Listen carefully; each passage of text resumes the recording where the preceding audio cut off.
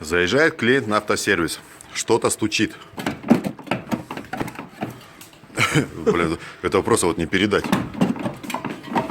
Это все хуйня. Здесь что? Колесо не снято. Попытались открутить колесо. Да это пиздец.